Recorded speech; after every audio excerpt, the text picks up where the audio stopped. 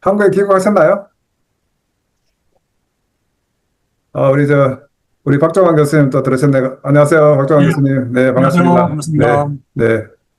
어, 박정환 교수님, 예, 안녕하세요.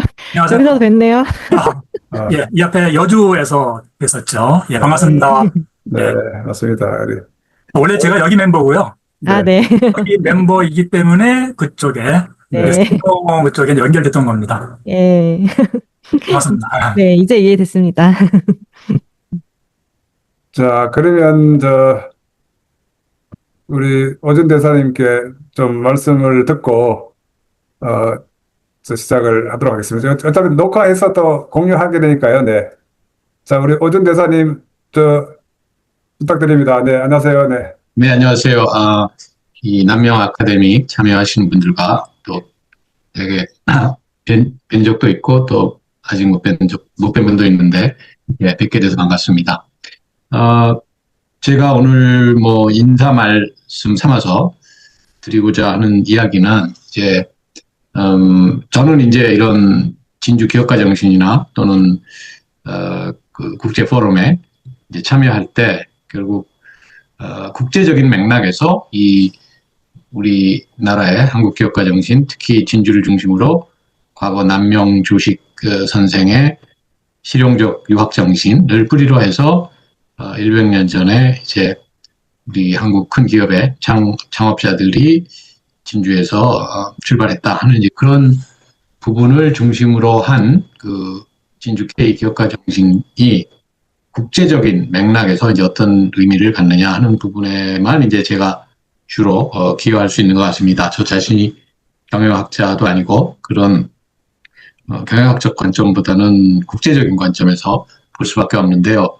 그런데 이제 요즘 시대, 이제 세계화 시대라고 우리가 그러죠. 세계화 시대이고 또 특히 지난 한 10년간은 이제 가장 중요한 국제적인 화두는 지속 가능성입니다. 영어로 sustainability라고 우리가 하는 지속 가능성인데, 아시다시피 10년 전에 지속 가능 발전 목표 SDG와 파리 기후변화 협약 그 두 개의 중요한 국제적인 합의를 도출해냈는데, 그래서 지속 가능 발전 목표는 이제 2030년까지를 시한으로 하기 때문에 벌써 10년이 지났고 이제 5년밖에 남지 않았고, 기후변화 협약은 기한은 없지만 그것도 역시 2030년까지는 탄소 배출 감소라든지 이런 우리가 국제사회가 각국이 공약한 그 약속한 내용에 대해서 성과를 도출하자.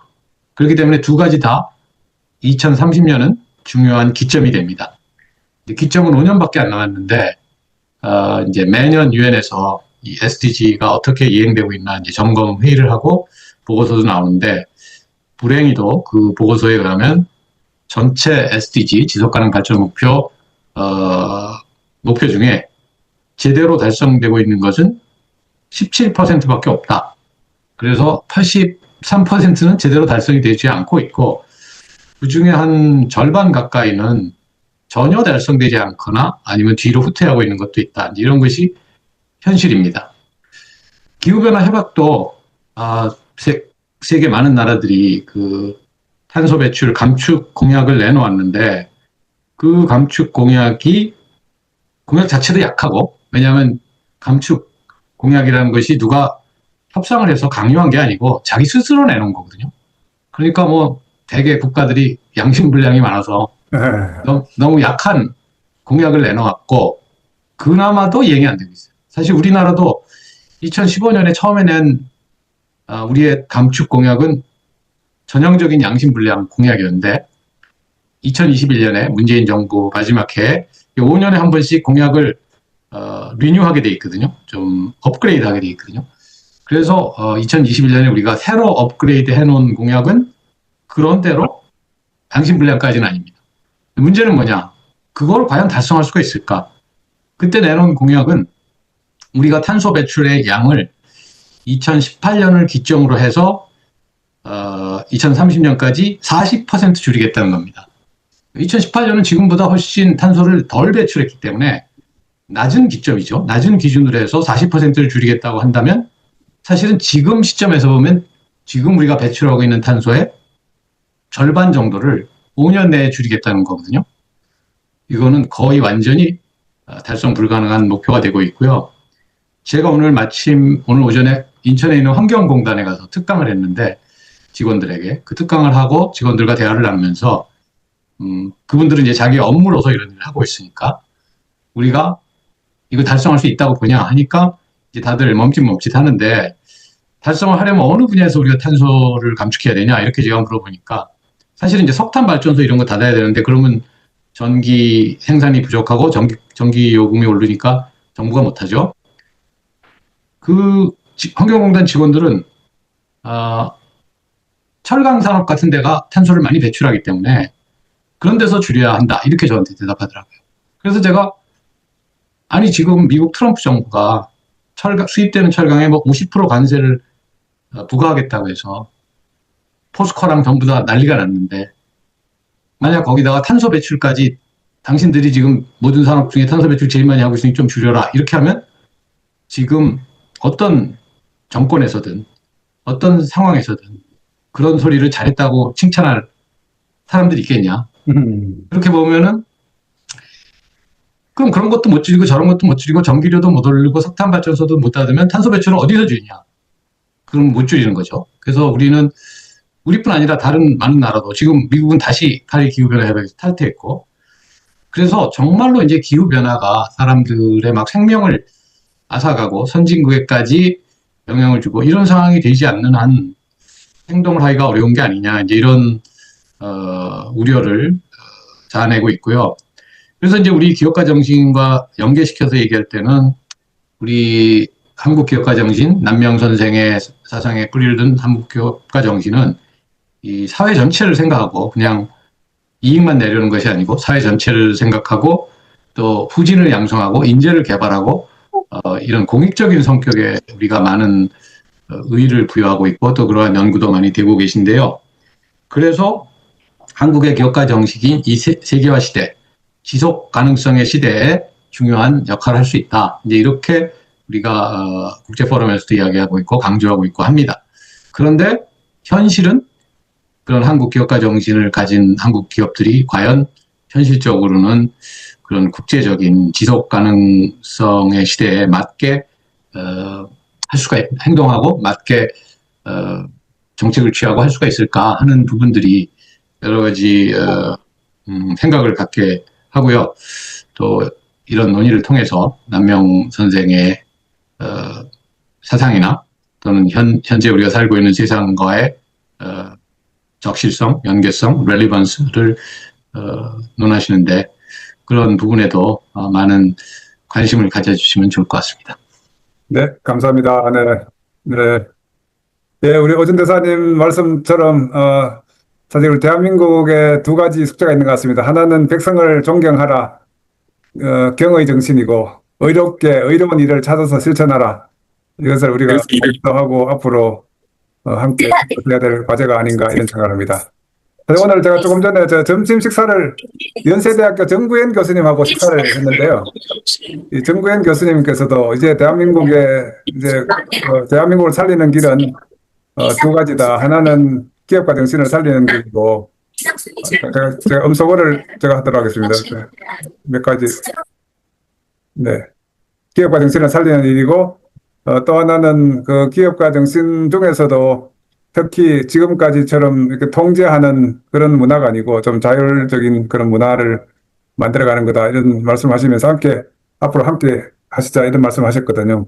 우리 남명 아카데미를 통해서 이런 정신이 확산되고 또 이런 게 많이 될 수 있도록 하겠습니다. 우리 오준 대사님께서는 우리 국제 포럼 지금 조직위원장을 맡고 계시는데 우리 남명 아카데미 수료식이 26일 날 하게 됩니다. 네.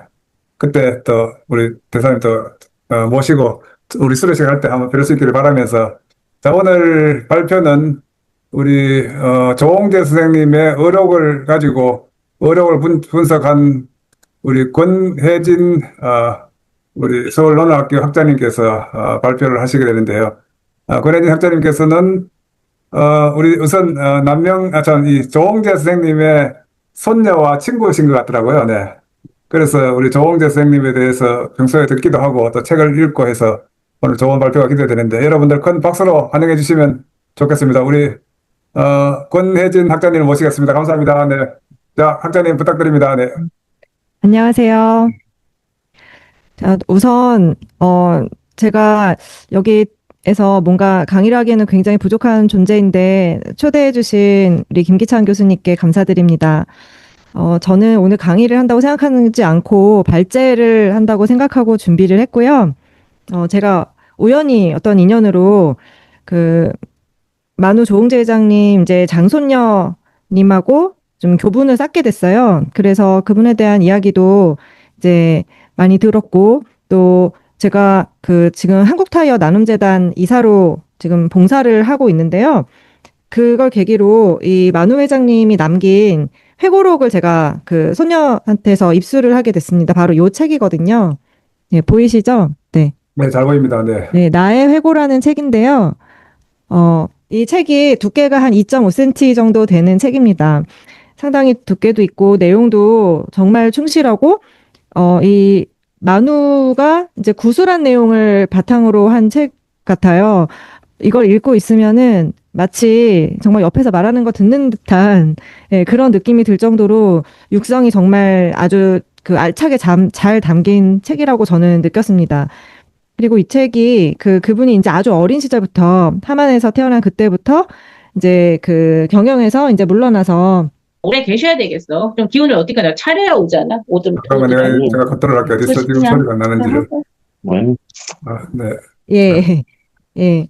그래서 경영위선에서 이제 물러나 계실 때까지의 그 시간 전체를 담고 있는 책이에요. 그래서 이걸 제가 읽고 일단 제 나름대로 한번 요약을 했고요. 이 책을 보면은 저는 개인적으로 너무나 감동받은 부분도 많았고, 또 곧 보여드리겠지만, 이 남명 선생하고 굉장히 밀접한 인연이 있는 분이시더라고요. 그래서 거기에 대해서, 제가 이제 간단하게, 이 책의 전부는 아니더라도 제가 인상 깊게 본 부분을 중심으로 해서 오늘 좀 발제를 해보도록 하겠습니다. 자, 준비한 자료를 공유해 볼게요.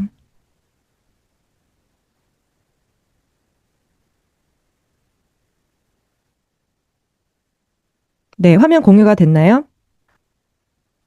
까지 됐습니다. 이제, 네. 잘 네. 됐습니다. 네. 네. 그럼 이걸 가지고 말씀드리도록 하겠습니다. 네, 우선 제 소개를 조금 준비를 했는데요. 저는 박사 과정까지 하고, 이제 원래는 대기업에서 이제 미래 트렌드를 파악해서 사업기회 발굴하는 일을 했었습니다. 이제 그러다가, 제가 이제 리더십의 중요성을 뼈저리게 깨닫게 되는 계기가 있었고, 또 그걸 계기로 해서 이제 뭔가 좀 공부를 해보고 싶어서, 이것저것 뒤적이다가 우연한 계기로 제가 논어를 공부하게 됐고요. 그 논어에 대해서 제가 눈을 뜨고 그 논어를 중심으로 한 소위 말하는 유학의 세계에 대해서도 눈을 뜨게 되고 그러다 보니까 역사를 들여다보고 그러다 보니 정말 이 리더십이 너무나 중요하고 우리 조상들이 굉장히 수준 높은 리더십 공부를 유학을 통해서 했었구나라는 걸 깨닫게 됐습니다. 그래서 저는 그걸 교육에 접목하는 일, 그리고 리더를 양성하는 일을 하고 있는 양현재인 컴퍼니를 만들었고요. 그 일환으로 제가 지금 서울 논어학교라는 이름으로 뭐 CEO 과정, 그리고 계절 과정, 그리고 주역을 훌륭한 리더들이 실제로 어떻게 활용했는지를 중심으로 배울 수 있는 이제 그런 좀 실용적인 내용으로 강의하는 과정을 하고 있습니다.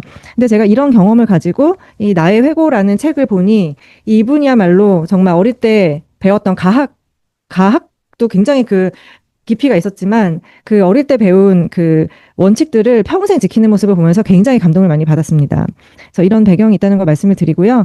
그러다 보니까 인연이 되어서 이제 한국타이어 나눔재단에서 봉사를 하게 됐습니다. 이분을 보니까 1906년생이시고 1984년까지 이제 옆에 계셨던 분이시더라고요. 먼저 이 책의 목차를 좀 같이 구경하면 좋을 것 같아서 준비를 했습니다. 저는 흥미로웠던 게 이분이 본인을 경세가라고 묘사를 하고 있습니다. 기업인이지만 경세를 하고 있다는 이 의식 자체도 상당히 유학적인 사고방식에서 나온 걸로 저는 이해가 되는데요. 이 책 일부는 이제 아주 어릴 때를 묘사를 하고 있고 본인의 호를 이제 만우라고 했는데 이 만이 이제 늑대다라는 거거든요. 늦되고 어리석다는 뜻의 만우라고 했는데 공부도 남보다 늦었고 그리고 기업을 이제 본인 기업을 일으킨 게 사실 50대 중반 이후였잖아요. 이제 그것도 늦었는데 어떻게 자기가 거기까지 가게 됐는지 그 인생에서 본인이 금과 억조로 생각하는 철학이 무엇인지를 여기 책 뭐 거의 제가 볼 때 거의 페이지마다 본인의 경험과 거기서 얻은 그 배움 그리고 자기가 삶에서 원칙으로 생각하는 것들, 경영에 접목한 것들이 아주 알차게 들어가 있어요. 그래서 1부는 이제 그런 내용이고 2부는 이제 조국 근대화의 기틀을 다지며라는 제목인데요. 근데 해방 직후에 이제 서울로 올라와서 이제 그 새로운 그 사업 기회를 찾다가 이제 그 호암을 만나서 동업을 시작하는 이야기 그리고 이제 6.25가 나죠. 그 기간 동안의 이제 이야기 그 다음에 이제 삼성을 계속 키우면서 이제 있었던 일들 그러다가 유명한 그 삼성과의 결별 과정에 대한 이야기도 상당히 자세하게 나옵니다. 지난주에 이제 이병철에 대한 이제 내용도 이제 있었다고 저는 알고 있는데 그분도 정말 어마어마한 분이지만 그 이 회고록에 담긴 내용을 저는 처음 봤을 때 굉장히 충격을 많이 받았어요. 예, 여기 내용에 대해서는 이따가 좀 공유해 보도록 하겠습니다. 그래서 이분이 결국은 삼성을 깨끗하게 떠나면서 내가 나만의 회사를 내가 내 손으로 일궈야겠다라는 결심을 한 이후에 이제 어떻게 했는지가 제 3부. 예, 지금 화면 넘기는 게 지금 조금 잘 안 되고 있는데요. 3부가 이제 효성을 키우는 이야기로 이제 쭉 전개가 되고 있고, 마지막으로 제 4부에서는, 본인의 이제 기업관, 인생관에 대해서 나와 있어서, 이 남명 아카데미에서 찾고자 하는 기업가 정신의 원류를 어떻게 보면은 가장 전형적으로 체화하고, 그걸 언어로 남긴 부분이 바로 이 부분일 것 같아서 정말 저는 이 부분이 굉장히 감동적이었고요. 혹시 원하시는 분이 있다면 이 책을 같이 읽는 모임이 생겨도 좋겠다라고 저는 예, 정말 자신있게 그렇게 생각합니다. 제가 준비한 내용은 크게 이제 이 만우가 만난 시대의 물결, 만우식 일하는 법, 그 다음에 창업 결심한 이후의 이야기로 크게 이제 구성을 했습니다. 예, 다 아시다시피, 우리 LG, 삼성, 효성, 뿐만 아니라 뭐 삼양화학 등 많은 기업인들이 이제 진주 출신이시잖아요. 그래서, 이렇게 좀 그런 배경을 이분이 이 어린 시절을 회고하면서 가장 많이 하는 이야기가 뭐냐면은 이 본인의 조부한테서의 배움이고 그 조부의 인맥들, 특히 이 조부가 아주 그 한학의 조예가 깊은 분이었기 때문에 그 인맥들을 통해서 받게 된 배움에 대해서 자세하게 회고를 합니다. 근데 그 보면은 그 우리 유학에 보면은 군자라는 용어가 많이 나오잖아요. 군자와 소인을 대비하곤 하는데 정말 전형적인 군자의 삶을 철저하게 살아갔던 이제 그런 그런 가풍 그리고 그러한 어떤 그 매일매일 모든 삶이 철저히 그런 가풍에 입각해서 이제 되어 있는 그런 모습을 이제 볼 수가 있고요. 거의 한 5살 때부터가 이렇게 중용부터 시작해서 이런 그 고전을 배우는 데 대해서 이제 자세하게 회고를 하고 있어요. 네, 바로 그 본인의 조부가 이 충이공이라는 분인데요. 이 집안이 이제 임진왜란 때도 굉장히 그 순국을 많이 한 집안이기도 하고, 하여튼 나라에 어려운 일이 있을 때마다 굉장히 나라를 위해서 헌신을 하는 이제 그런 전통이 좀 있는 곳이에요. 그래서 이분은 그 어떤 분의 그 자손이냐면 이분의 12대조가 이제 그 여기 남명 이분이 그 남명 조식이잖아요. 이분한테 배운 분이더라고요. 네, 그래서 이분한테서 이제 그 유학을 사사를 했고, 그 다음에 여기 보시면 이분이 유성룡이고 이제 김학봉 이런 분들하고도 교우를 했던 이제 이런 분의 이제 그 자손입니다.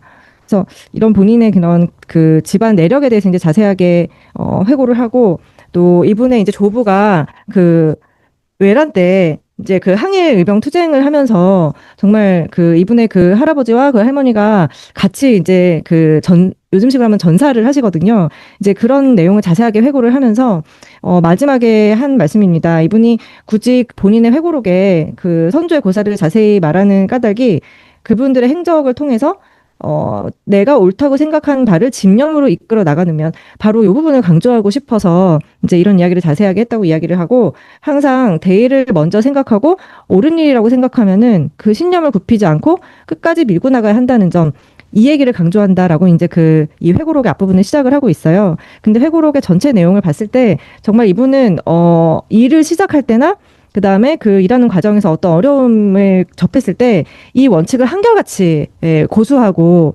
쉽게 타협하지 않는 모습을 보여주고 있습니다. 그래서 어릴 때부터 형성된 이런 그 정신적 전통을 실제 삶에서도 계속 이제 실천하신 분이고요. 특히 이분이 할아버지한테 배우면서 기억에 남는 말을 이제 회고를 합니다. 매일 할아버지한테 이제 아침에 문안 인사를 가서 보면은 할아버지가 그날그날 가르쳐줄 거를 벽에다 이렇게 딱 붙여놓으셨다고 해요. 근데 거기서 기억에 남는 게 타인을 멸시하지 말고 근검과 성실을 위주로 하라는 이 말씀이 평생 자기한테 굉장히 큰 도움이 되었다고 이제 회고하고 있습니다. 바로 이 말씀입니다. 이 교훈이 치상과 인재 활용에 있어서 얼마나 큰 힘이 되었는지 지금에 와서도 그 말씀에 고마움이 앞설 뿐이다라고 이제 회고를 하고요. 이 치산이 결국은 집안의 이제 가산 경영 부분인데 이분의 조부는 나 한학자의 삶을 이제 고수를 했지만 이 만우 회장의 이제 아버지는 가산 경영에 보다도 몰두를 했던 인물이고요. 이 만우 회장도 이제 그 국내에서 이제 공부를 하다가 이제 그 동맹 휴학 사건으로 해서 학교에서 쫓겨나고 나서 이제 일본 유학을 떠나는데 유학을 가서 계속 이제 교수가 되는 길을 포기를 하고 나는 학문 쪽이 아니다라고 결론을 내리고 다시 이제 이 분도 이제 장남이다 보니까 치산에 어쩔 수 없이 이제 몰두하는 이제 그런 경로를 걷습니다. 이분이 어릴 때 이제 그 서당에 다니면서 그때 한창 이제 개화에 대한 그 새로운 신문물에 대한 이야기를 많이 듣고 또 단발을 한다든지 하는 그런 이제 모습들을 많이 보게 되면서 신학문에 대한 동경을 갖게 되는데 하도 가풍이 그 엄격하다 보니까 그런 거는 이제 그 그런 그 일제 문화를 배우는 거라는 그런 그 편견 때문에 감히 그 신학문을 배우겠다고 이제 하지를 못했는데 이제 이분의 삼촌이 이분이 그 신학문을 배울 수 있게 해주고 또 뭐 그 단발을 하더라도 그걸 좀 그 할아버지한테 불호령이 떨어질 거를 쉽게 좀 넘어갈 수 있게 해주는 그런 힘이 돼주는 그런 역할을 하거든요. 그래서 이렇게 그 서당에 다니다가 신학교를 보내달라고 그 단식 투쟁도 하고 뭐 그러다가 결국 포기하고 또 막 속을 끓이다가 이제 우여곡절 끝에 서울로 이제 유학을 떠나는 이제 그런 이야기가 이제 들어 있습니다. 네, 방금 말씀드린 그 보통 학교 보내달라고 단식한 이야기. 그리고 이분이 단발을 좀 늦게 한 편이에요. 이때 단발을 하면서 실제로 머리도 시원했지만 가슴이 뻥 뚫리는 듯한 그런 시원함을 느꼈다고 이제 이야기를 하고 있습니다. 네. 그래서 이분이 이제 아주 엄격한 그 천석군의 부잣집이지만 아주 그 완고한 선비적 정신 세계를 갖고 있는 이 집안에서 이 신문물에 눈을 뜨고 세상 변화가 일어나가 있다는 걸 각성하면서 나도 그런 세계를 나도 알고 싶다. 그리고 그 세계에서 뭔가 새로운 가능성을 찾고 싶다라는 생각을 이제 스스로 하게 되거든요. 근데 제가 이 만우 회장님 회고록뿐만이 아니라 저도 이제 그 다양한 회고록들을 좀 최근에 접할 기회들이 많이 있었습니다. 그래서 제가 봤을 때는 이 창업주들은 대부분 이 과정을 스스로 좀 더 적극적으로 겪는 그 시대를 뭐 움츠러들고 이렇게 구경만 하고 있는 게 아니라 저돌적으로 그 변화에 이제 뛰어드는 좀 그런 정신적 자세를 보인다는 게 저는 좀 인상적이었고요. 그래서 이분이 20년대 이제 중동학교에 입학을 하게 되고 이제 24년에 중앙고보로 들어가면서 이제 여기서 이제 인천 선생과의 첫 인연이 이제 생기게 됩니다. 그런데 이분이 이 중앙고보 시절에 굉장히 인기도 많았고 공부도 잘했고 특히 수학을 굉장히 잘했대요. 그래서 이제 친구들이 이제 수학이 잘 안 풀릴 때 다 이분한테 와서 물어보고 이제 이런 일화도 나오고 또 이때 이분이 이제 응원단장을 했는데 그 굉장히 그 학생들 앞에서 막 그 우스꽝스러운 옷을 입고 응원도 너무 잘하고 그래서 인기가 굉장히 많았고 그래서 학교에서 뭔가 일이 생길 때마다 전부 다 학생들이 이제 이분한테 와가지고 이분을 앞장세우는 이제 그런 존재였다고 해요. 그래서 이제 당시 이제 이 만세 사건 같은 경우는 이분은 거기에 이제 관여하지 않고 그냥 공부만 하려고 하고 있었는데 누가 여기서 이제 전단에 뿌려달라고 그거를 억지로 맡기는 바람에 그거를 일단 딱 받았는데 그거를 열어보고서는 거기에 막 무시무시한 경문이 써있고 그 당시 항일투쟁에 웬 최전선에 서 있던 분들의 이름이 다 있어서 버릴까 말까 하고 화장실 가서 굉장히 망설였는데 그래도 내가 그거를 받아들은 이상 이거를 버리는 거는 떳떳한 일이 아니다라는 생각을 해서 전단에 뿌리는데 이제 협조를 합니다. 근데 그러다 보니까 이 만세사건 주동자로 몰려가지고 결국은 갖은 고초를 당하고 뭐 고문도 많이 받고요. 그러다 결국 이제 퇴학을 당하게 됩니다.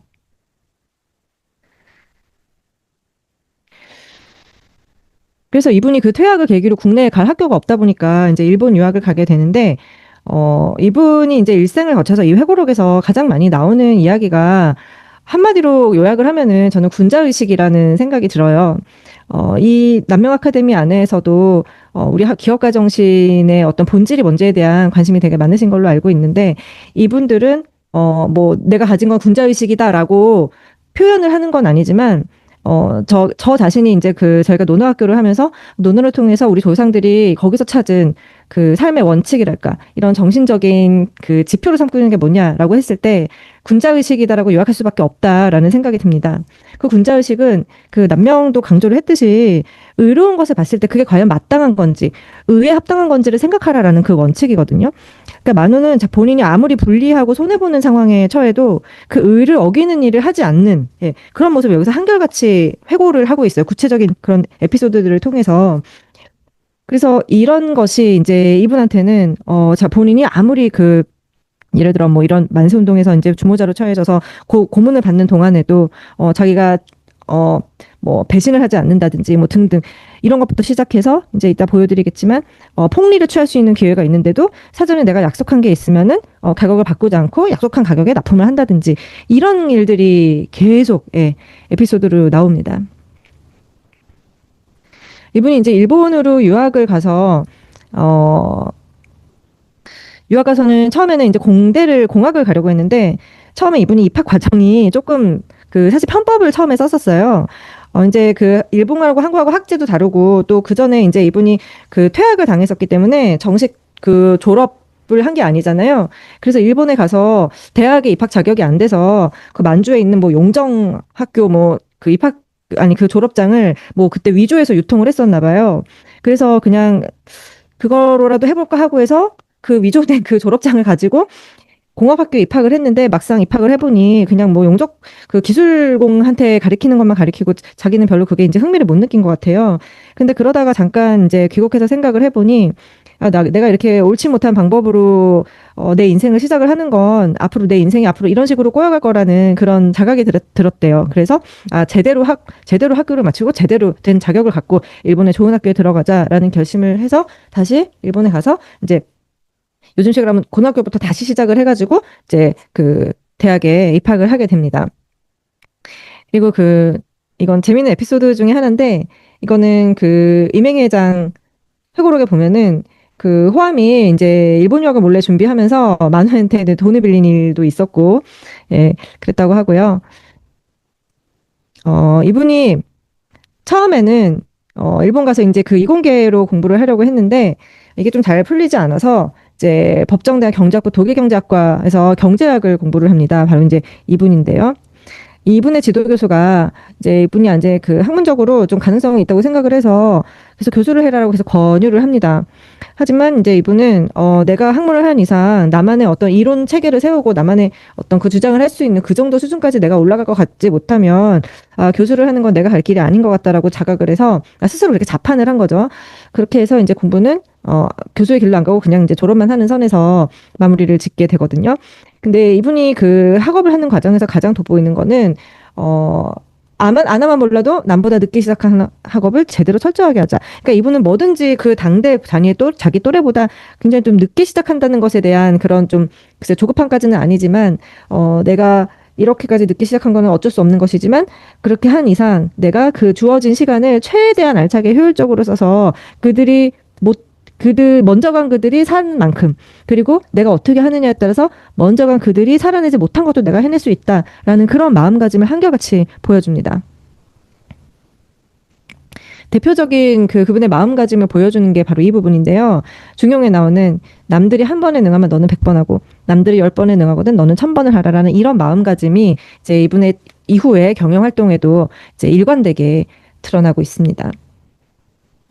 이분은 이제 일본 유학을 하는 동안에 현지에 4가지 유형의 이제 유학파가 있었다고 회고하고 있거든요. 이제 지사형, 낭만파는 주로 부잣집 자제들, 그다음에 이제 면학파, 그다음에 고학파, 집안이 너무 힘들어서 일본에서 좀 돌파구를 찾아볼까 하는 이런 사람들이죠. 근데 이제 이분이 그 일본에서 하숙을 하면서 아무래도 이분이 이제 집에서 보내오는 것들이 있고 이분이 또 낭비를 하지 않으니까 그나마 좀 이렇게 그 살만 했는데 너무 일본 음식이 마음에 맞지 않아서 음식은 해 먹어야겠고 혼자 하자니 힘들고 그래서 이제 유학생들 중에서 마음 맞는 사람들하고 4년 이상을 같이 살면서 지내거든요. 그래서 이제 그 만우 회장의 일본 유학집은 여기 속하는 사람들은 이제 아지트였다라고 이제 회고를 하고 있습니다. 이분이 일본에서 이제 귀국을 해서 그렇게 멀지 않은 시점에 이분이 이제 아버지가 돌아가시게 됩니다. 이제 그러다 보니까 갑자기 가산 경영일 전체를 다 맡게 되고 그 일을 하게 되다 보니 이제 시골에서 얼마나 이게 물론 집안일도 챙겨야 되지만 답답했겠어요. 그리고 새로운 이제 사업 기회를 찾아보고자 항상 마음을 쏟고 있거든요. 그래서 여러 가지 그 사업을 할 수 있는 방법을 찾습니다. 근데 이분이 사업 기회를 찾는 방법은 철저한 리서치예요. 네. 철저한 리서치를 해서 그게 정말 사업적으로 말이 되는 일인가, 거기에 수익성이 날 수 있고 지속 가능하게 내가 뭔가 실질적으로 할 수 있는 일인지를 철저하게 따지는 모습을 평생 보여주는데, 처음에는 이제 흥남 지소공장에서 이제 비료를 할 때 그 대리점을 내가 할 수 있는지, 근데 일본이 이미 다 장악하고 있어서 포기하고요. 뭐 완조학진 다 포기하고요. 그래서 결국은 해방될 때까지 때를 기다려야겠다라는 생각에서 이제 10년 동안 고향에서 이제 본인의 집안에 이미 재산이 있으니까 그거를 경영을 하면서 이제 고향에서 지내는 시간을 갖는데, 그 기간에도 굉장히 감동적인, 글쎄 아주 제가 볼 때는 감동적이었는데, 그 당시 이제 소장농이 많잖아요. 근데 소장농들의 꿈은 결국은 자장농이 되는 건데, 그 고향 땅에 17만 평 정도를 갖고 있는 어떤 지주가 그 땅을 이제 팔겠다고 하는 소식을 듣고, 그 동네 이제 소장농들이 그 땅을 우리가 힘을 합쳐서 같이 매입해서 우리가 이제 자장농으로 한번 살아봤으면 좋겠다. 내가 한 번이라도 자장농으로 살아본다면은 죽고 나서도 한이 없을 것 같다. 이제 그런 사람들이 모여서 조합을 만들게 되고 그 조합장을 이분이 맡게 됩니다. 그래서 그 17만 평을 매입하기 위해서 자금을 모으는 그 과정. 그래서 결국은 우여곡절 끝에 그 자금을 마련을 해서 그 많은 소장농들을 이제 자장농으로 변신시켜준 이야기가 나오고, 그분이 이제 9년 동안 그 군북면에 있는 그런 조합의 장을 삼선을 해서 계속 하면서 아무 문제 없이, 예, 그렇게 무난히 리더로서 이제 역할을 했다는 걸 굉장히 보람되게 여긴다는 얘기가 저는 굉장히 인상이 깊었어요. 근데 그 기간 동안에 이분이 이제 촌에 있으면서 제가 봤을 때는 마음은 더 큰 물에 나가서 큰 흐름을 읽고 그 흐름 안에서 자기 일을 키워보고 싶은 그런 욕심, 그런 꿈이 되게 컸던 것 같은데, 그 기간을 인내하면서 기다리는 모습을 보여준다고 저는 이제 요약을 하고 싶습니다. 왜냐면 이게 인내가 이제 참으면서 이제 기다리는 거잖아요. 단순히 참기만 하는 그런 인내가 아니라, 이분은 그 회고록에서 일관되게 기다린다라는 말을 많이 쓰시거든요. 때가 맞지 않으면은 행동을 하지 않아요. 그리고 이분은 철저하게 리서치를 해서 어느 하나라도 뭔가 문제가 있으면은 잘 시작을 하지 않는 그런 철두철미함을 보여주거든요. 그래서 때가 아닐 때는 미련 없이 기다릴 줄 아는 거. 일본이 망하게 되면 그때 가서 내가 할 만한 사업도 찾을 수 있지 않겠나 하고 시기를 기다리기로 했다. 예, 이런 마음가짐을 많이 볼 수 있습니다. 그리고 이분이 회고록에 한 말 중에 참 너무나 공유하고 싶은 말씀이 많은데, 그 당시 이분은 가산도 있었고, 그리고 일본 유학 출신인데다가 지역에서 오랫동안 살아온 그 유지다 보니까 이제 그 일제가 자기 편으로 이제 회유하려는 그런 공작을 엄청 많이 하거든요. 예, 그래서 결국은 왜 이 입장이 안 되는 거냐, 왜 뭐를 안 해주는 거냐, 이렇게 괴롭히는, 이제 그걸 피하기 위해서, 괴롭힘을 피하기 위해서, 이제, 내 사업을 빨리 일으켜야겠다, 이렇게까지 생각할 정도거든요. 이제 그런 모습을 이제 한결같이 보여주면서, 아무리 내가, 마음만 조금만 바꾸면, 일본하고 잘 저거 해서, 인정받고 훨씬 더 내가 떵떵거리면서 살 수 있지만, 나는 그렇게는 못한다라는, 예, 그런, 글쎄, 반일까지는 아니더라도, 좀 애국하는 마음? 이런 마음이 어릴 때부터 있었던 것 같아요. 한결같이 그런 모습을 보여줍니다. 제가 방금 말씀드린 이 군복산업조합, 예, 아까 소장농들을 자장농으로 만든 거는 다른 거고요. 여기서는 하는 일이 이제 도정이었어요. 도정을 하는데 이제 벼를 이제 깎는 거잖아요. 제가 그 용어를 잘 몰라서. 근데 이게 그 당시 일제가 그 쌀을 하도 많이 반출을 해 나가다 보니까 이거 자체가 돈이 되는 사업도 될 수가 없었던 거예요. 근데 어쨌든 이걸 인수를 해가지고 여기 이제 운영을 정상화시키는 데 성공을 하면서 이 경험이 나중에 이제 자기 경영하는데 큰 도움이 됐다. 특히 사람을 어떻게 써야 되고 관리를 어떻게 해야 되는가 이런 것들을 이 궁북산업조합 경영을 정상화시키면서 배웠다고 이제 회고하고 있습니다. 두 번째는 이분이 이제 본격적으로 이병철과 만나면서 이제 그 현대식 기업을 일으키는 과정의 이야기인데요. 이분의 일하는 법은 한마디로 주두면밀로 요약할 수 있습니다. 이제 그 해방되고 나서 이제 본격적으로 내가 서울에 가서 좀 큰 물에서 해봐야겠다라고 해서 올라옵니다. 그런데 막상 올라와서는 그 마음을 이제 결국은 접습니다. 왜냐하면 그 해방 후에 엄청난 혼란상, 그리고 특히 기업가와 몰입회를 전혀 구분하지 않고 모든 기업가들은 전부 다 사기꾼이라는 선전선동이 그때 굉장히 심각했대요. 그래서 그 당시 사회 최대 유행어가 몰입회였다고 회고를 하고 있습니다. 그리고 너무나 사기꾼도 많고 정말 도저히 그 눈 뜨고 코 베이는 일이 매일매일 벌어지는 그 정도로 심각한 그 상황이었대요. 그래서 그런 혼란한 실상을 내가 보고 도저히 내가 여기서 정상적인 기업 활동이 어렵겠다. 그래서 다시 이제 참고 기다리기로 하고 다시 내려와 버립니다. 그래서 좀 더 이제 그 때를 기다리다가 이제 47년에 자금을 마련해서 다시 상경하게 되고요. 이때도 이제 사업 기획을 하는데 또 이분 스타일대로 철두철미하게 검토를 하다가 또 접어요. 토건 분야는 자금 회수가 너무 오래 걸리니까 접고, 제조업도 검토해보니까 이런 혼란기에 정상적인 조업을 하는데 자신 없어서 접고, 또 철물 가지고 어떻게 해볼까 하는데 역시 이것도 내가 제대로 뭔가 하는 건 안 되겠구나 해서 접습니다. 그러니까 이분은 뭔가를 과감하게 시작하는 스타일이 아니라 항상 치밀하게 따져보고 시작하는 스타일이에요. 네. 그래서 당시 상황에 대해서 이분이 진단하는 거, 완전 그 시대의 경제계는 이제 무법천지였다. 네, 그래서 이런 상황에서는 나는 도저히 정상적으로 해낼 자신이 없다라는 걸 이야기를 하고 있고, 이런 환경에서 이제 이분이 이제 그 호암을 만나서 이제 무역으로 이제 일을 시작하게 되는 얘기가 이제 나오는데, 여기서 제가 좀 인상적이었던 에피소드는 요겁니다. 그 6.25 사변 이제 직후에 이제 이분이 이제 설탕을 수입을 해서 그 무역업을 갑자기 이제 확 키우게 되는데요. 처음에는 이제 그 만우는 무역을 하려는 생각이 처음에는 없었어요. 근데 이제 호암이 서울로 이제 이사를 오면서 이 만우의 집에 이제 인사를 옵니다. 왜냐면은 그 호암의 형이 이제 이병각 씨인데 그분하고 만우하고 동갑이었고 이미 이분이 이제 15살 때부터 교분을 하던 관계였기 때문에 어릴 때부터는 알았던 거예요. 근데 이제 같이 서울에 이제 근처에 살게 되면서 교분이 생기기 시작했고, 본격적으로 교분이 생기기 시작했고, 이 호암이 내가 무역을 하는데 자금이 좀 필요한데 돈을 빌려달라 이래가지고 돈을 빌려주면서 이제 그 관계가, 사업적인 관계가 시작이 되거든요.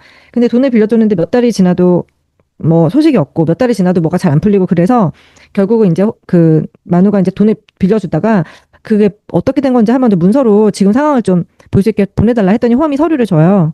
그래서 그거를 보고 어떻게 하면 이 무역업을 좀 살릴 수 있을까 고민을 하다가 결국은 이제 호암이 일 같이 좀 해줬으면 좋겠다 해가지고 호암 회사에 와서 같이 일을 하게 되거든요. 그런 식으로 이제 그 사업적 인연이 시작이 돼요. 근데 그때 이제 부산에서 설탕을 이제 수입을 하는 이야기인데, 사실 전쟁 중에 물자가 굉장히 부족하잖아요. 그래서 뭐든지 국내에서 나지 않는 거는 수입하면 눈 뜨고 나면 폭등하고, 눈 뜨고 나면 가격 폭등하고, 이런 일들이 계속 이제 일어났던 거예요. 근데 이때 이분이 이제 그 설탕을 대량 수입한 일이 있었는데, 도매상에게 키로당 3,800원에 이제 넘기기로 하고 대금을 미리 받았는데, 그새 이제 도매 시세가 15,000원 선으로 폭등해서 대부분 우리가 가격을 새로 정하거나 계약을 취소할 거라고 예상을 하고 있었다고 해요. 근데 아무런 조건도 내세우지 않고 원래 계약한 3,800원에 다 줍니다. 그러니까 이분은 철학이 이랬어요. 한 번 약속하면 그만이지 어찌 다시 바꾸자고 하겠는가. 이런 게 바로 그 군자의식의 발로거든요.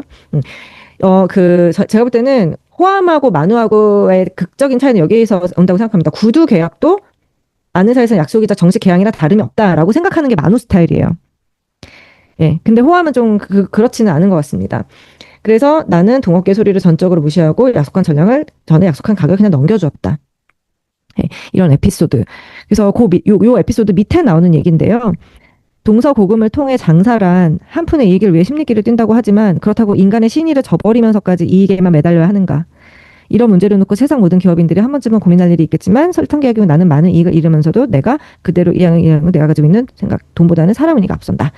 이 말씀을 이제 그 나중에 이제 기업가 정치, 본인이 생각하는 기업가 정치를 말씀할 때도 하고 있습니다. 그래서 이 기업을 키워가는 과정에서의 그 호암과의 인연을 요약해 보면 이렇습니다. 이렇게 무역업이 이제 커져서 제일제당이 성립되고, 그다음에 제일모직 설립을 이제 그 만우가 사실상 지휘를 하고요. 근데 이 사업이 너무 잘 되는 거예요. 너무너무 잘 돼서 그 당시 이제 그 한국에서 최고 갑부가 됩니다. 이 삼성이. 그래서 삼성이 결국 재계 1위가 되고 제일제당 사장에 올라요. 그런데 얼마 안 돼서 일방적으로 이제 결별 통보를 받거든요. 근데 그 과정에서 이분이 겪었던 그런 충격과 인간적 고뇌가 저는 우리가 배울 점이 많다는 생각이 듭니다. 예, 삼성과의 결별 이야기인데요. 요약하면 이렇습니다. 이분이 이제 그 일본에 먼저 가 있는 이병철 회장을 만나러 출장을 갑니다. 이게 60년 3월인데요. 골프장에서 아침에 이 말을 듣습니다. 난 이제 조 부사장하고 동업을 그만두려 작정했는데 아직 모르겠겠죠? 라고 갑자기 생각지도 못한 말을 하는 거예요. 그래서 굉장히 이제 여기서 어리둥절한 그런 느낌을 받아요. 그러다가 바로 4월에 그 이병철 회장을 대신해서 교도소에 들어가는 일이 있거든요. 그때 이제 뭐 부정축제 문제 이런 걸로 해서 좀 억울하게 이분은 그 옥살이를 대신합니다. 왜냐면은 이때 이병철 회장은 또 일본으로 도망가고 없어요. 그래서 대신 들어가고요.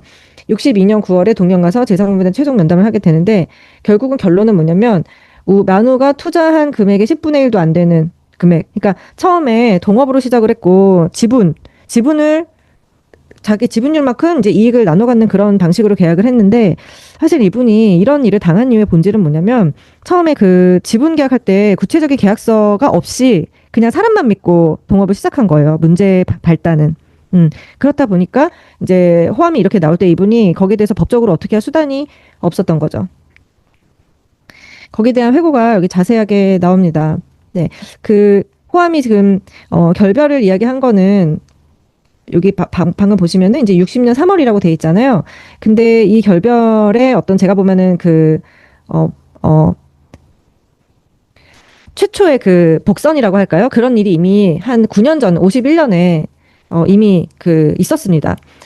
당시 이제 무역을 한창 하는데 이 서문구라는 사람을 이제 이병철 회장이 영입을 해서 CFO를 맡기는데 이때 처음에 이제 만우와 호암 사이에는 1년 단위로 이제 그 결산을 하자라는 약조가 되어 있었는데 6개월 만에 이제 그 결산을 하더니 이 사장은 지분이 3분의 2고 내 지분은 3분의 1선을 나왔다고 알려와서 이분은 이제 상식적으로 납득을 못했던 거예요. 하지만 이분의 스타일상 거기에 대해서 따지지는 않고 같이 동업을 하는데 어찌 그걸 일일이 따지겠냐 싶어서 더 거론을 하지 않습니다. 근데 이분은 나중에도 정말 법적 다툼을 해도 모자랄 그런 상황에서도 더 거론을 하지 않고 어떻게 동업을 하는데 어떻게 이런 마음가짐을 계속 갖거든요. 네, 이런 얘기가 여기 솔직하게 나옵니다. 네. 그래서 이제 1951년에 이미 그런 일이 있었고 이제 요때가 말씀드린 동경에서 골프장에 갔는데 동업을 그만두기로 마음먹었다는 아시겠죠? 통보를 받는 장면이고요.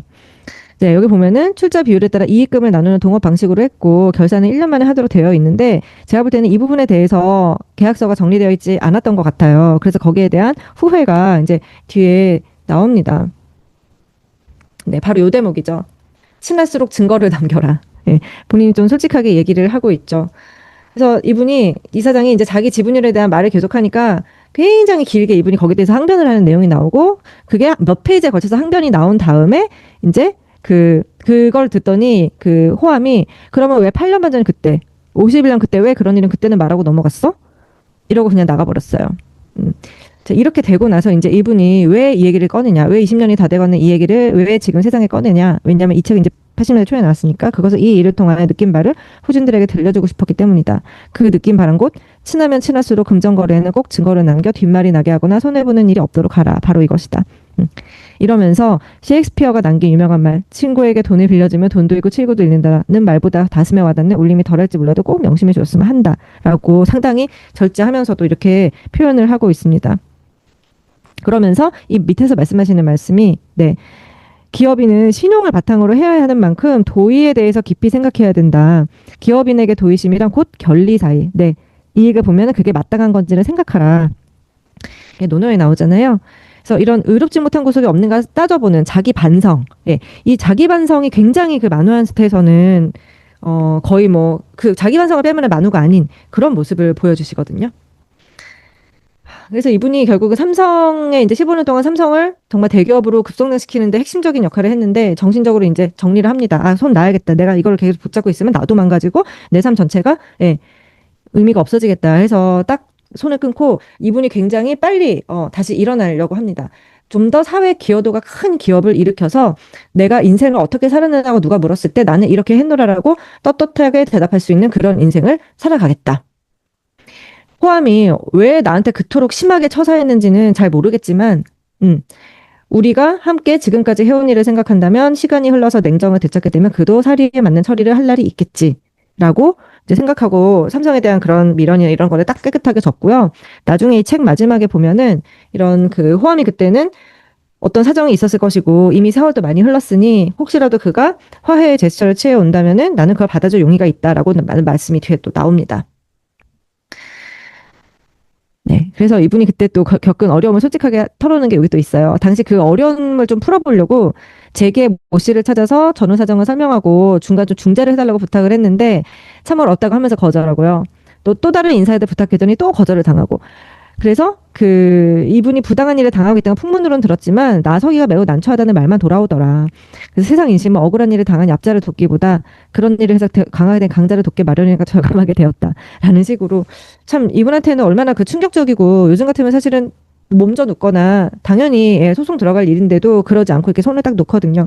근데 이분은 어떤 작은 경험을 하더라도 그 작은 경험에서 어떤 교훈을 얻었는지 그리고 그 교훈이 내가 그 이후에 어떻게 나한테 그 실제 삶에 쓰였는지를 꼼꼼하게 여기서 회고를 합니다. 네. 그래서 이 부분은 제가 시간상 생략하겠습니다. 네. 그 삼성과 정리하는 과정에서 이야기고요. 3단계. 그래서 결국 이제 56세에 창업을 결심해서 그래서 본인의 호를 만우라고 짓습니다.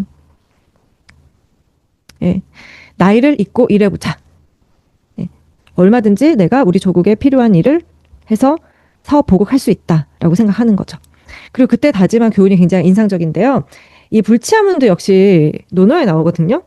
무역업을 바탕으로 하되 천천히 유망한 생산업종을 찾으리라. 예. 아주 신중하게 사업에 접근하는 모습을 이제 보여주죠. 그래서 이분이 조선제본이라는 회사를 인수해서 이제 정상화에 성공하면서 혼자 이제 홀로서기를 하는데 이제 자신감을 얻게 되고요. 이런 과정들을 통해서 오늘날 우리가 알고 있는 우리 사실은 효성이 B2C가 별로 없고 그렇기 때문에 일반 소비자들은 잘 모르지만 정말 우리나라의 중후장대 분야에서 효성이 해낸 그 족적들이 대단하고 이런 과정들이 바로 이러한 철학을 갖고 있는 창업주가 바탕을 잘 닦았기 때문에 전 가능하다는 생각이 드는데 이분의 경영 원칙을 지금부터 한번 간단하게 요약을 하고 마무리를 짓겠습니다. 먼저 첫째는 이분은 결코 운에 기대는 법이 없습니다. 외행수를 바라거나 이런 일이 결코 없고요. 사람으로서 마땅히 해야 할 일 먼저 철저하게 해두는 게 순서다라는 철학을 한결같이 보여줍니다. 그런 철학을 보여주는 행보가 역시 내가 어떤 사업을 할지를 결정하는 과정. 그래서 그 해방 후에 서울에 올라갔다가 마땅한 업종을 못 찾고 하향했다는 말을 하잖아요. 거기 그 대목에 이제 나옵니다. 나는 옛날이나 지금이나 무슨 일을 시작할 때 우선 저질러 놓고 보자 하는 저돌형이 아니어서 여러 각도로 분석을 해보고 또 각 인소들을 다시 종합해서 좋은 결론이 얻어져야 비로소 착수하게 된다. 이런 성격 때문에 해방 직후 정치 유행어 몰입의 스토리에 놀라서 기업 착수에 주춤했고 또 인촌 선생한테 자기가 기업은 못하겠고 그냥 학원이나 하겠다. 괜찮은 학원 있으면 좀 소개해 주십시오라는 부탁을 하는데 그때 인촌은 한마디로 딱 거절하거든요. 지금 우리나라에 필요한 거는 생산이지 자네 같은 사람은 그런 일을 해야지 교육을 할 사람은 따로 많이 있다. 그래서 인천은 이런 자에 거절하거든요. 예. 그래서 하여튼 결과적으로 학원경영도 하지 못하게 됐다. 하여튼 이런 철저함. 네. 또 하나는 아까 말씀드린 그 설탕 무역에 대한 건데 설탕에 대한 또 재밌는 에피소드가 전쟁이 끝나고 나서 이제 그 북한군이 내려와서 이런 물자들을 다 전쟁 물자로 증발해가고 막 훔쳐가고 이러잖아요. 근데 그 전쟁 발발 직전에 설탕을 엄청난 양을 이제 수입을 해놨던 거예요. 근데 그걸 이제 다시 찾으려고 막 정말 각고의 노력을 해서 막 산전수전해서 간신히 그 설탕을 찾기는 찾았으나 결국은 이게 좀 약간 그 문제가 생겨서 결과적으로는 설탕이 어디 있는지는 확인했지만 다시 내 거를 다시 갖고 오지는 못하는 그런 일이 생기거든요. 근데 이 일을 통해서 이제 이분이 회고를 합니다. 무슨 일이나 하고자 하는 일에 대해서는 집념을 갖고 끝까지 추구해야 된다. 처음부터 불가능하리라고 속단하지 않고 온갖 노력을 기울여 최선을 다하면 실마리가 하나하나 풀려서 마침내 목표에 도달하게 된다. 그런데 최선을 다하는데도 막바지에 와서 불가항력적인 돌발 사태가 수포로 돌아간다. 그렇다 하더라도 진인사 대천명이라 하더라도 이분은 이런 집념을 잊지 말자라는 생각을 항상 하고 계십니다. 예, 이런 태도의 연장선이 요행을 바라지 않는 것이죠. 그래서 모든 일을 시작하기 전에 최선을 다해서 사전에 알아볼 거 다 알아보고 검토해보고 난 다음에도 또 그러니까 돌다리를 100번을 두드리는 스타일이에요. 이만한 사전 준비를 위해서는 충분한 시간을 필요로 하기 때문에 그 행위가 현실적으로 필요하리라는 사태 파악 이런 것들은 직관적이고 민속해 아주 그 주도면밀하고 빠르게 해야 될 필요가 있다. 그래서 이분이 이제 그 자녀들한테 경영을 맡기면서 때를 놓치지 말아야 된다라는 걸 굉장히 강조를 하거든요. 두 번째입니다. 기업 활동은 계수를 바탕으로 해야 된다. 경영에 있어서 주먹구구를 배제해야 된다. 계수적으로 철저하게 체크해서 틀림없겠다는 판단이 서면 이 일에 착수하고 그때부터는 전적으로 담당자나 전문가에게 이름하는 스타일. 계수에서 판단이 서는 데까지는 본인이 하지만 그다음부터는 위임하는 스타일이라는 거죠. 이분이 그 어릴 때 수학에 능했다는 말씀을 드렸는데요. 이분 그 회고록 앞부분에 세상을 내가 수로 파악하고 수를 통해서 사물과 사안의 문제의 본질을 파악하는 게 내가 습관화돼 있다는 말이 회고록 앞부분에 나옵니다. 그래서 이분은 자기 성공 비결을 아침 일찍부터 밤 늦게까지 사업성을 계수화한다. 끊임없이 자기가 놓치는 부분이 없는지를 이런 식으로 숫자로 체크하는 이런 두뇌를 이제 가진 분이었습니다. 네, 요런 마인드가 이제 여기도 나와 있는 것 같아요. 판단에 자신이 있으면 계수를 바탕으로 자신 있으면 염려할 게 없고 그다음부터는 소신대로 밀고 나가야 된다. 기업의 성공 여부는 여러 요인이 얼마나 동시적으로 갖추어져 있느냐에 달려 있겠지만 그 중에서도 시기의 포착이 가장 중요하다라고 이제 이거는 본인은 이제 둘째 아들한테 조언을 한 내용이거든요. 예, 마지막입니다. 이분이 본인의 인간관 기업관에 대해서 이제 이야기하시는 부분인데요. 이 회고록의 마지막 부분입니다. 기업이란 무엇이고 경영이란 무엇인가에 대한 본인 생각인데요. 여기서 제가 인상적인 부분이 너무나 많은데 몇 개만 공유를 할게요. 이분은 기업을 통해서 성취의 희열을 얻는 게 이 경영인의 보람이다라고 이야기를 하고 있어요. 그리고 그걸 통해서 자기의 인격 완성을 기하고자 기업이라는 활동을 하게 된다. 기업을 하는 경영인으로서의 내 삶의 이유가 기업을 통해서 나의 인격 완성, 내 인격을 더 높은 곳으로 도야해가고 완성도 높게 만들어갈 수 있다라는 이야기를 하고 있어요. 기업인이라고 무슨 특별한 존재가 아니고 한 사람으로서 각자가 영위하는 기업을 계속해서 고용을 증대하고 국부를 늘려서 모두가 잘 살 수 있게 이바지하는 게 정도를 걷는 거다. 이렇게 이야기하고 있습니다. 그래서 이렇게 되려면은 기업하는 사람은 모름지기 스스로의 문제를 스스로 해결하는 자세를 가져야 된다라고 해서 본인 스스로의 문제 해결 능력을 굉장히 강조하고 있고요. 여기도 나와 있네요. 네, 바로 요 부분입니다. 그 다음에 이제 이분의 그 인간관과 기업관을 보면은 정말 유학적 사고방식이 체화되어 있다라는 걸 느낄 수 있는데요. 여기 보면 대학에 나오는 이제 수신제가 치고 평천하에 대한 이제 내용을 여기서 인용을 이렇게 하시면서 기업하는 사람일수록 이 말의 뜻을 이해해서 그걸 행동 증거로 삼아야 할 것으로 본다라고 이렇게 강조를 하고 있습니다. 또 이런 게 경영인에만 국한된 게 아니고 무릇 기업에 종사하는 모든 사람들의 마음가짐이 이렇게 되어야 하지 않을까 싶다. 네. 기업 그 자체를 본다면 이것은 성원이 기대되고 있는 역할을 수행해 나가는 활동의 장, 기업이란 그 구성원이 사회적으로 기대되는 역할을 수행해 나가는 활동 무대라고 보는 거예요. 그래서 기업은 사유물이 될 수가 없다라고까지 이야기를 하고 있습니다. 바로 그렇기 때문에 경영의 척추는 인간 존중에 두지 않을 수 없다는 것이 나의 관점이다. 요즘은 누구나 기업은 사람이 하는 일이라 해서 사람을 존중한다고 주장하는 시대로 변천돼 가고 있지만 그 내용을 아직도 종업원 대우를 후하게 하거나 복리후생을 좀 더 잘하겠다는 선을 넘어서지 못하는 경우가 많은 것 같다. 이 두 가지가 절대적으로 필요하다는 것은 말할 것도 없지만 나는 한 걸음 더 나아가 좀 더 근원적인 면, 즉 사람을 키우는 노력을 해야 참다운 인간 존중의 경영이라는 생각이다라고 말씀을 하고 있고요. 참다운 인간 존중의 경영이라는 건 뭐냐? 사람은 끊임없이 지적 능력과 인격 면에서 성장해야 참되게 삶을 살아가는 것이라는 이런 정의를 내리고 있다고 이야기하고 있습니다. 그러니까 인간 존중의 경영이란 우리 구성원 한 명 한 명이 본인의 지적 능력과 인격 면에서 성장할 수 있는 경영을 하고 있는가, 바로 요거를 이분은 굉장히 강조하고 있어요. 네, 제가 준비한 내용은 일단 여기까지고요. 제가 너무 좀 갑자기 끝낸 감이 있는데 일단 시간적인 제약도 있지만 제가 이 내용을 다 감히 요약한다기보다, 이 책을 같이 읽어보고 싶은 생각이 드는 분들이 많아졌으면 좋겠다는 생각에서 이 정도로 일단 요약을 해봤습니다. 이상입니다. 네, 우리 권혜진 학장님 준비를 엄청 하셨네요. 네.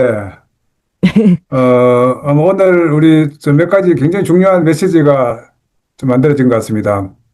우선, 우리 조홍재 집안이 우리, 조남명 선생님에게 사사받았다 하는, 네, 그 증거가 나온 게 이게 엄청난 것 같아요. 네. 네, 네, 그다음에 우리 조홍재 우리 회장께서 때가 맞지 않으면 사업을 시작하지 말라. 이거 기업가 정신에서 가장 중요한 네, 우리 오퍼튜니티 테이킹 같은 것도 이렇게 정리가 된 것 같고요.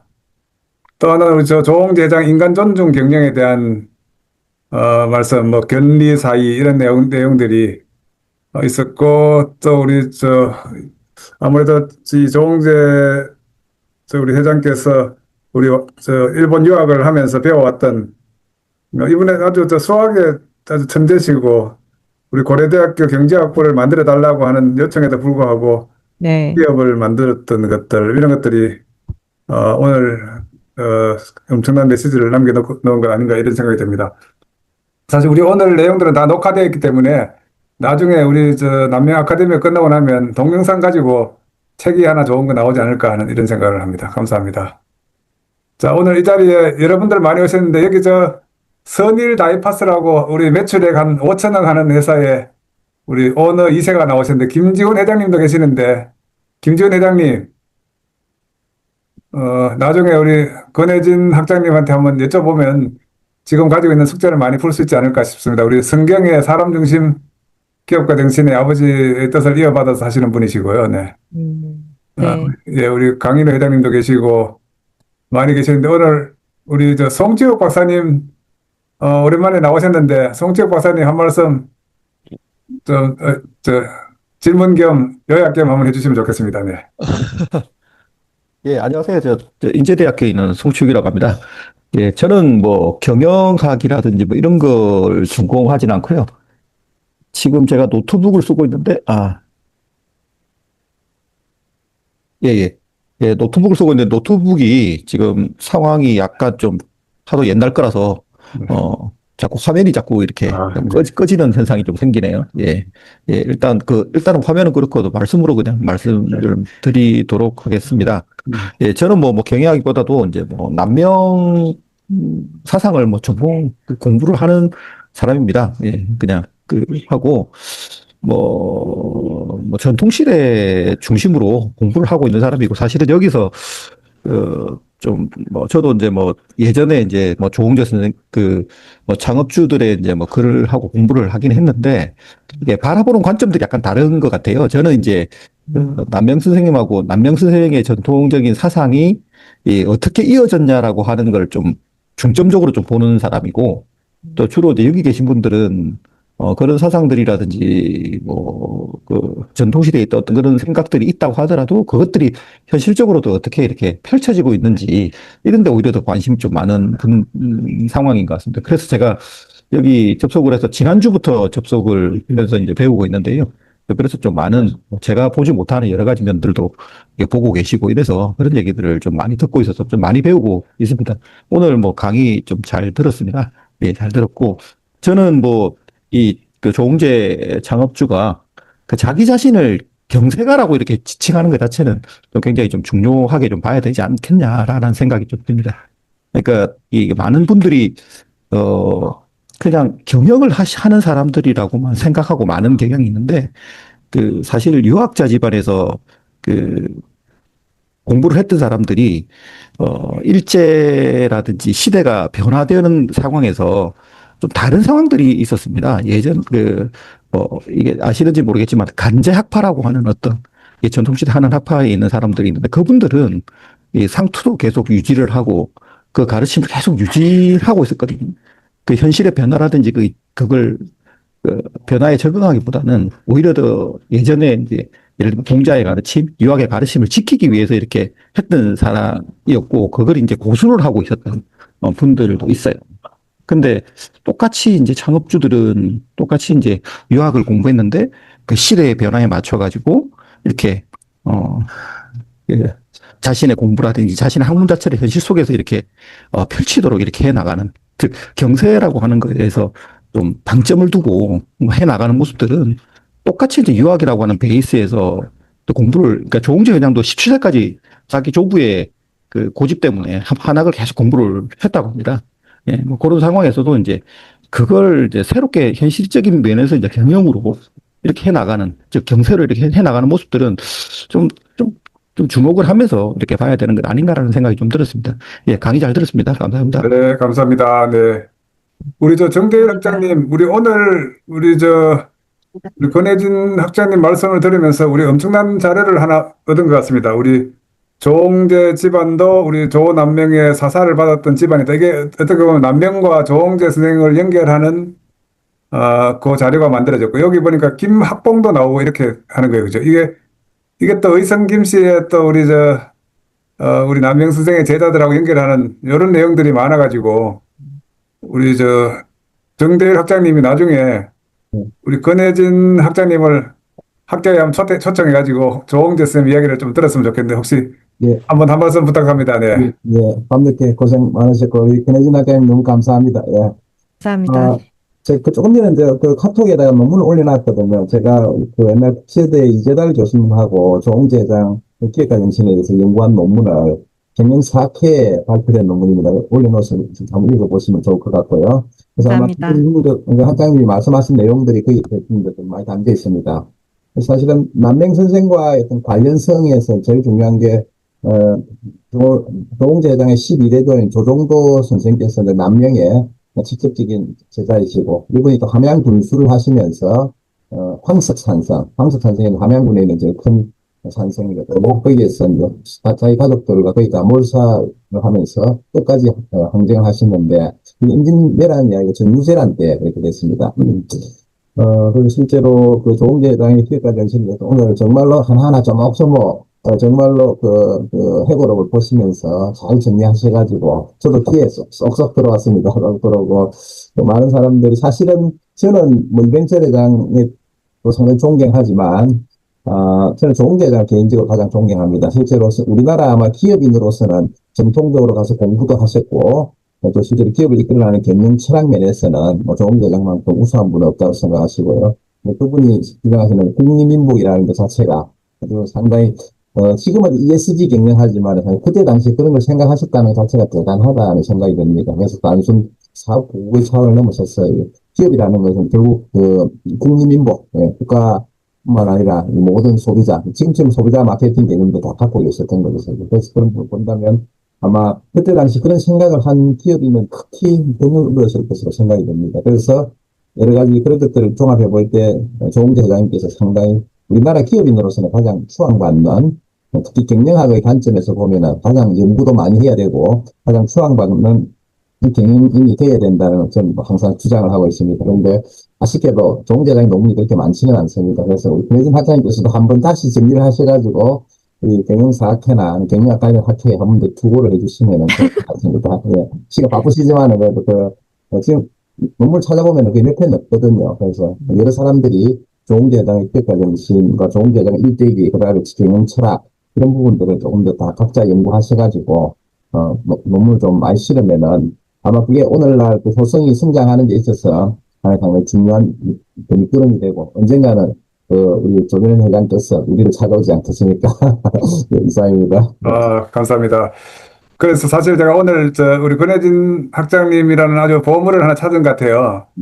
그래서 우리 9월 달에 우리 조홍재 선생 특별 세미나를 한번 하면 좋을 것 같아요. 우리 남명 아카데미에서. 네, 좋습니다. 9월에 특별히 한번 기획을 해서 꼭 한번 하면 좋을 것 같고요. 그때 우리 반드시 토론자로 오셔야 될 분 한 분을 제가 잠시 모시도록 하겠습니다. 우리 대한민국의 문명의 대가 우리 박정환 교수님. 네. 네. 예. 방금 이게 나의 회고 그 책에 대해서 요약해 주신 거 정말 잘 들었고요. 저도 지금 이 분야에 대해서는 이제 배우는 입장입니다. 그리고 또 하나, 정달 교수님 논문 올리신 거 이제 빠른 속도로 읽어봤는데, 그 두 개를 같이 보면은, 정말 배울 게 많겠다. 그런 생각이 들었습니다. 저는 토론자라면은, 기꺼이 참여할 마음이 있습니다. 토론자라면은. 제가 이미 정재율 교수님부터 해서 정말 많은 연구가 되어 있다는 생각을 계속 하게 돼 있거든요. 한 가지만 제 관점에서 질문을 드릴게요. 그러니까 이제 어떤 기업가 또는 뭐 리더십이나 경영 그쪽 말고 또 제 나름대로 생각하는 거 질문을 하나 드릴 텐데, 우선 질문 전에 한 가지 아주 인상적이었던 거는, 너 공부 열심히 해서 대학 교수 해라 이러니까 여러 가지 이렇게 살펴보신 다음에 최소한 이 학문의 세계에서 나만의 이론을 독자적으로 갈 수 있는 어떤 세계적인 학자가 되는 것은 쉽지 않겠다. 오히려 나는 내 나름대로 나의 능력을 더 발휘하는 쪽으로 하겠다. 이런 식으로 이렇게 생각하고 이렇게 행동에 옮기셨다고 하는데 그 부분이 이제 상당히 마음에 와닿았어요.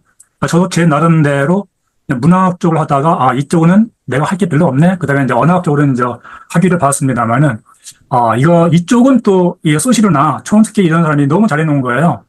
그래서 이건 또 재미없지 해가지고 제가 지금 바꾼 분야가 문화이고 그쪽은 제 나름대로 축적을 이제 계속 해 나가고 있습니다. 제 나름대로 하는 이제 학문 세계를 그런 과정이 있고요. 그런 면에서 이 부분이 상당히 많이 와닿았고 질문입니다. 1930 한 10년 전에 그러니까 1945년에서 해방되기 10년 전쯤에 이 만우 회장님께서 나름대로 어떤 사업 기회를 찾기 위해서 그냥 경성에도 오시고 여러 가지 보는 과정에서 아직은 때가 아니다 하면서 해방될 때까지 기다리자. 일본이 망하게 되면 그때 가면은 나의 할 일이 생기지 않을까 이렇게 생각을 하셨다고 했잖아요. 근데 사실 이게 그 시기로 따지면 정말 쉬운 그런 판단이 아니거든요.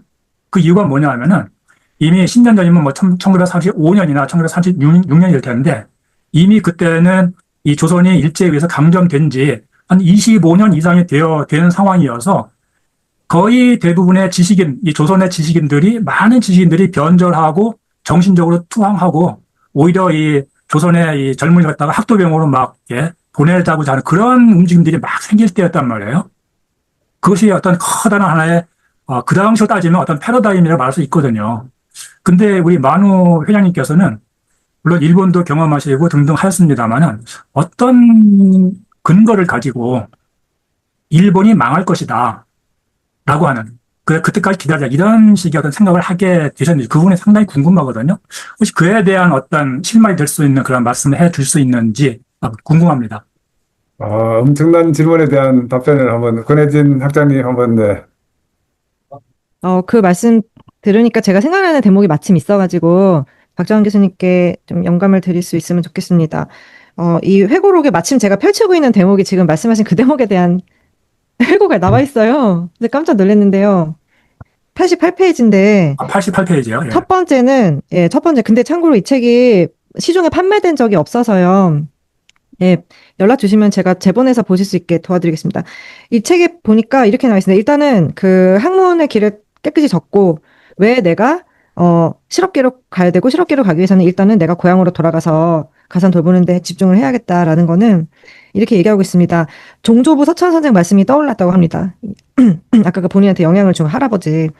부지런히 치산에 힘쓰다 보면 어느 날 내가 무슨 큰 일을 하고자 할 때 그것이 그 일을 해내는 데 있어 큰 도움을 주리라 라는 생각에서 학자가 내 생각을 깨끗이 버리고 실업계로 나가자 하고 나갈 방향을 정했다라는 이런 결단을 오랫동안 이제 유지를 한 게 됐고요. 그 다음에 제가 이 책에서 본 대목에서 그 관련해서 기억나는 건 이제 그 일제가 이제 점점 이제 굉장히 그 광적으로 변해가잖아요. 일제가.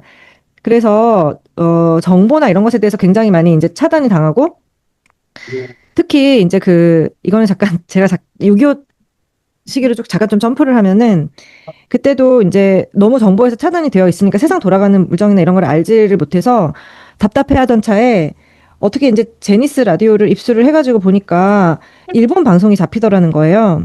근데 그 방송을 들어보니까 실제 지금 전황이 어떻게 되고 있고 뭐 지금 뭐 어떻게 하면은 이제 서울 수복이 될 가능성이 보인다라는 이런 정보를 그런 라디오를 통해서 얻으면서 이제 희망을 가졌다는 대목이 나오거든요.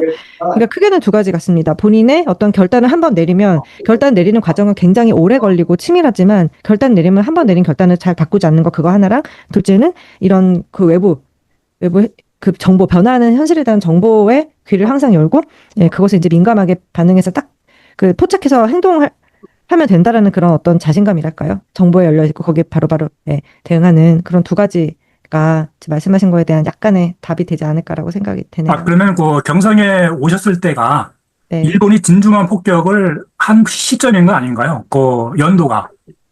그 부분이 이분이 서울을 여러 번 왔다 갔다 하기 때문에 아, 딱 그 그렇군요. 시점하고 맞물리는지는 모르겠지만 예. 아마 근데 그 진주만 그때는 아마 이분이 하만에 계셨던 걸로 제가 지금 생각이 되는데 아마 확인을 좀 해봐야 될 것 같습니다. 정확하지 않습니다. 제 기억은. 아마 그런 것들이 어떤 판단에 하나의 또 도움이 될 수도 있거든요. 예, 감사합니다. 감사합니다.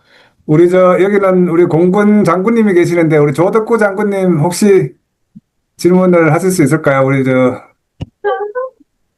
오케이.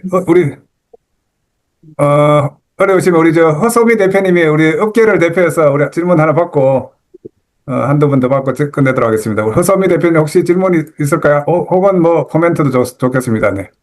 일단 이거 지난주부터 공부하면서 그 정대율 교수님께서 논문을 저번에 올려주신 논문도 제가 출력해서 엄청 열심히 자세히 잘 봤는데 또 오늘도 좋은 논문을 주셔가지고 또 공부하는데 굉장히 도움이 되겠습니다. 너무 감사합니다. 하고, 그 효승의 이 만우 회장님에 대한 얘기는 일반인들이 거의 이렇게 알 수 있는 채널이 거의 없었던 것 같아요. 저도 한국의 기업가 정신에 대해서 외국보다 너무 모르고 있었던 게 굉장히 안타깝고 오늘 그 원장님 해주시는 말씀 듣고 진짜 지금 뭐 제가 그 알고 있는 정보로는 조지 워싱턴 대학에서 한국의 기업가 K 기업가 정신을 연구하는 연구소가 설립됐다고 하거든요. 그런데 이 지금 이런 그 나의 회고라는 이런 교재가 조금 알려지면은 더 이렇게 제대로 외국 사람들이 공부를 하는데 도움이 안 되겠나 하는 생각이 들고, 이런 책은 좀 일반인들도 많이 읽을 수 있도록 무슨 조치가 좀 취해지면 너무 좋겠다, 그런 생각이 듭니다. 오늘 원장님 좋은 그 공부 진짜 꼼꼼하게 너무너무 열심히 보시고 또 알려주셔서 너무 감사드립니다. 네, 감사합니다. 감사합니다. 맞습니다. 사실 이렇게 하다 보면 우리 워싱턴의 조지 워싱턴 대학에 있는 K 경영연구소는 우리 정의선 회장님께서 30만 불을 기부해 주셨습니다. 네. 그래서 만들어졌고요. 오늘 우리 연세대학의 정구영 교수님도 연세대학에도 한 50억 정도 K 경영 연구를 위해서 지금 기부받아서 하고 있는데, 오늘 정구영 교수님하고 이런 사람 관점에서 접근해야 된다 하는 데 대한 공감대를 만들어졌기 때문에 앞으로 우리가 이게 열심히 연구하면 많은 공감대가 만들어지고 기회가 생기지 않을까 하는 생각이 듭니다. 어쨌든 오늘은 우리 권혜진 학장이라는 우리 보배를 발견했기 때문에 9월 달에 효성 우리 조홍대 회장 특집 세미나를 정대율 학장님이 기획을 하셔가지고 여기는 토론자로 우리 박정원 교수님, 허소미 대표님 이렇게 기획해가지고 한번 진주에서 하는데, 우리 남명 아카데미 1기에 학생으로 오신 분이 지금 진주에 우리 권혜진 학장님 남강댐 앞에 있는 아시아 리조트 호텔이라고 가보셨습니까? 아직 못 가봤습니다. 여기 대표이사님 여기 학생으로 와 계세요. 네. 네. 그래서 우리 정대율 학장님 잘 이야기해서 그 호텔에서 한번 학술대회를 할 수 있도록 정대율 학장님 힘 좀 써주시기 바랍니다. 네. 자, 원장님 제가 한마디만 더 해도 되겠습니까? 네, 말씀하시죠. 네. 세계 사람들이 특히 피터 드러크가 세계에서 가장 기업가 정신이 뛰어난 나라가 대한민국이라고 분명히 그 미래 사회를 이끌어가는 기업가 사회 서문에서 말씀을 하셨거든요. 근데 세상의 많은 나라에서 도저히 이해할 수 없는 나라가 한국이다. 그렇게 형편없는 환경에서 그 짧은 기간 동안에 어떻게 그런 걸 만들어낼 수 있었는가 다들 궁금해하는데, 이렇게 지금 지난 시간 공부도 그렇고 오늘 공부도 그렇고 이런 거를 우리가 좀 정확하게 자세하게 아는 게 진작에 있어야 되는 일인데 너무 안타깝고 지금이라도 이런 아카데미, 남명 아카데미가 이 출연돼서 이런 공부를 할 수 있어서 너무 다행인 것 같습니다. 그 모두 이 함께 해주신 이런 이제 출발하는데 역할을 해주신 모든 분께 진짜 너무 감사드립니다. 고맙습니다. 우리 허소미 대표님이 또 수백 명의 우리 학생들을 지도하고 계시기 때문에 앞으로 좋은 기회가 있을 것 같습니다. 우리 감사합니다. 우리 마지막으로 이영호 선생님 이야기를 한 말씀 듣고 그다음 방원석 우리 사무총장의 말씀 한번 듣고 끝내도록 하겠습니다. 우리 이영호 선생님 한 말씀 부탁드립니다. 예, 오늘 우리 권학장님 말씀 잘 들었습니다. 말씀 중에서 우리 만우 회장님의 사상이라든지 이런 이념이라든지 이런 것을 실은 저희들이 접하기가 상당히 적었었거든요. 아까 했다시피, 한국 경영사학에서 한 20년 전부터 우리나라 역대 기업가, 역대 회장님들에게 CEO 대상을, 시상을 했는데, 그 대부분 우리나라의 역대 회장님들이 거의 다 수상을 한 걸로 알고 있는데, 제가 기억하기로는 지금 만우 회장님이 빠져 있는 것 같더라고요, 지금. 아무래도 그렇기 때문에 그만큼 어떤 다른 의미가 있지 않을까 하는 오늘 참 우리 강의를 잘 들었습니다. 그 중에서도 대의를 먼저 생각하고 옳은 이런 신념을 굽히지 말고 끝까지 밀고 나가야 한다는 우리 만우 선생님 말에서 이것이 결국 오늘날 우리 K기업가 정신의 하나의 밑거름이 되지 않느냐. 또 앞으로도 이걸 발판을 해가지고 이런 사상을 으로서 우리 향후 우리의 후학들에게도 우리가 전다 대부분 대학에 계시니까 후학들에게도 이런 사상을 심어서 우리나라의 K기업가 정신이 결국은 우리나라 산업의 발전이 발판이 되었으면 좋지 않을까 하는 생각을 해봅니다. 네, 감사합니다. 감사합니다. 자, 우리 마지막 말씀은 우리 방원석 사무총장님께 정대일 학장님 하셨으니까 이제 방원석 사무총장님께서 예, 안녕하십니까. 네. 오늘 강의해 주신 권혜진 학장님 감사합니다. 그 내용 정말 잘 들었습니다. 이렇게 보면은 삼성 이병철 회장님이나 LG 구인회 회장님에 비해서 이 조홍재 회장님 좀 가려져 있는 것 같습니다. 그런데 제가 오늘 내용을 이제 학생들한테도 이제 조홍재 회장의 어떤 기업가 정신을 이렇게 설명하면서도 오늘 또 이 새로운 부분들을 좀 이렇게 알게 됐습니다. 그래서 이런 부분을 아까 회장님께서 말씀하셨지만 추후에 이러한 또 이 조홍재 이 기업가 정신을 이렇게 좀 알릴 수 있는 이런 시간을 가졌으면 좋겠습니다. 예, 오늘 감사합니다. 감사합니다. 이제 우리 방원석 사무총장님께서 이제 숙제가 하나 생겼습니다. 9월 달에 권혜진 학장님하고 좋은 특별 세미나를 한번 꼭 기획해 주시기 바랍니다. 네. 예, 알겠습니다. 학장님하고 이렇게 회장님 같이 해서 이렇게 오늘 준비하도록 하겠습니다. 감사합니다. 우리 조금 전에 우리 한국경영학교 정연성 교수님도 들어오셨고 우리 이성희 선생님 여기 계시는데 인사 한 말 해주셨는데 혹시 이성희 선생님 계시면 한 말씀 하고 아니면 끝내도록 하겠습니다. 네. 자, 나가신 것 같습니다. 자, 그러면 오늘도 늦은 시간까지 좋은 발표를 해주신 우리 권혜진 학장님 마지막 한 말씀 하시고 끝낼까요? 네. 네, 교수님. 끝내도록 하겠습니다. 네. 예, 교수님 보니까 이승희 교수님 계신 것 같은데. 나가신 것 같은데. 아니. 계세요? 네. 예. 이성희 쌤 한 말씀 들을게요. 네네. 네, 아니, 저 오늘 좋은 발표 덕분에 정말 많이 생각해 보게 되었습니다. 감사합니다. 네. 네, 감사합니다. 우리 영천에 계시죠? 아직 대만에 있습니다. 대만에 계세요. 감사합니다. 네네. 하여튼 국제적인 모임이 됐습니다. 네, 권혜진 학장님. 네. 네. 일단 제가 준비가 너무 듬성듬성하고 제가 사실 저도 공부가 많이 부족해서 전달도 떨어지고 많이 이해도 떨어지고 하는데 오늘 제가 조금 운이 좋았다면 만우에 대해서 알려진 게 너무 없다 보니까 어떻게 보면 이게 되게 회고록이 초희기본이잖아요. 그 희기본이다 보니까 제가 여러 선생님들께 알려드리는 영광을 누리게 된 것 같습니다. 오늘 자리 준비해주신 김기찬 교수님 정말 감사드리고요. 저도 정말 이렇게 훌륭한 경영인에 대해서는 많이 알릴수록 좋다고 생각하고 제가 해야 될 역할이 있다면 열심히 하도록 하겠습니다. 오늘 저 부족한 발표 들어주신 선생님들 모두 너무 감사드립니다. 네, 감사합니다. 네, 오늘 감사합니다. 이렇게 마치도록 하겠습니다. 감사합니다. 감사합니다. 네, 고맙습니다. 좋은 밤 되세요. 감사합니다. 저기 혹시 감사합니다. 학장님 권혜진 학장님 네. 오늘 내용 공유해 주실 수 있나요? 네, 물론입니다. 예, 제가 오늘 이건 동영상으로 만들어서 올려드리도록 하겠습니다. 예. 감사합니다. 네, 고맙습니다. 따로 연락드리겠습니다. 고맙습니다. 감사합니다.